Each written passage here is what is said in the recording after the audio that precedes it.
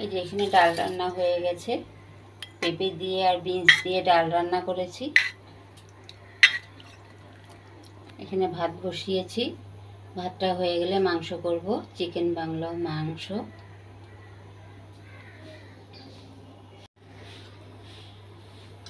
Chicken Bangla মাংস দেখতে গেলে আমার ভিডিওটা দেখতে হবে, সাবস্ক্রাইব করতে হবে, লাইক অ্যান্ড শেয়ার করতে হবে। এই যে এখানে মাংস রেডি করে নিয়েছি, মাংস রান্না করব। পেঁয়াজ, তেজপাতা, রসুন, টমেটো, জিরে, হলুদ, লঙ্কা, সে মাংস রান্না করব। মাংসটা রেডি করে নিয়েছি, সব ধুয়ে পরিষ্কার করে মশলা রেডি করে নিয়েছি। মাংসটা পেঁয়াজ, তেজপাতা, রসুন, টমেটো, জিরে, হলুদ, লঙ্কা একসাথে সব রেডি করে নিয়েছি। এখন বসাবো মাংসটা। এই মাংসটা নিয়ে এসেছি, মাংসটা এখন বসাবো। আলু 4 পিস ভেজে নিয়েছি, কম করে দিয়েছি, আলু কেউ খেতে চায় না।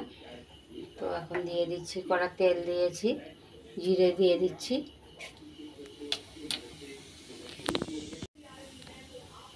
ওটা জিরে দিয়েছি, এখন দিয়ে দেবো মাংসটা। মাংসটা আগে একটু ভেজে নেব, ভেজে মাংসটা রান্না করব।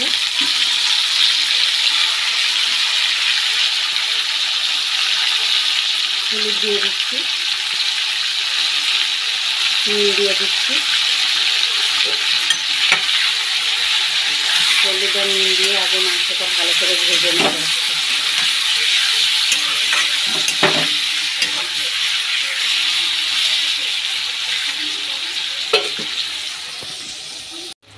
মাংসটা ভাজা হয়ে গেছে, দেখো এই যে।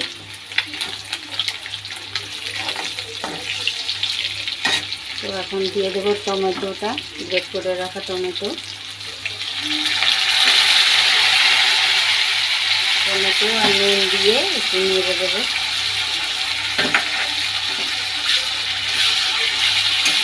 ভালো করে নেড়ে নিয়ে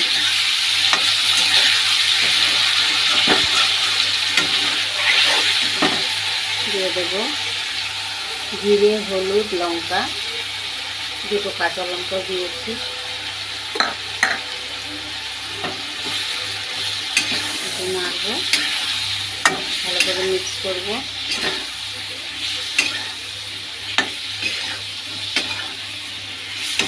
এখন দিয়ে দেবো তেজপাতা আর পেঁয়াজ, তেজপাতা আর পেঁয়াজ।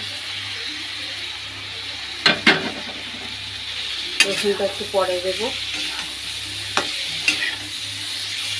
5 মিনিট কষিয়ে নিই মশলাটা, পেঁয়াজটা, তারপরে রসুনটা দেবো। আদাটা দিতে ভুলে গেছি, আদাটাও দিয়ে দিচ্ছি। হচ্ছে না, একটু জল মিক্স করে দেবো। আজকে আদা ছিল না, তো আদার পাউডার ভিজিয়ে রেখেছিলাম, আদা পাউডারটা দিয়ে দিলাম। সেম আদার মতনই পাউডারটা, স্মেলটা আমার তো একটু আলাদা মনে হয়, কার কীরকম লাগে আদা পাউডার।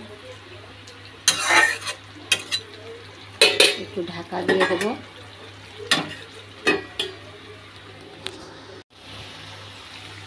এই যে মাংসটা কষানো হয়ে গেছে, এখন রসুন গ্রেট করে রেখেছি, রসুনটা দিয়ে দেবো।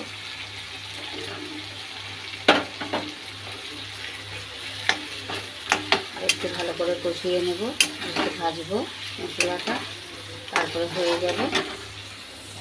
এই মাংসটা রান্না হয়ে গেছে, চিকেন বাংলা। তো এখন এটাকে ভাত দিয়ে দেবো।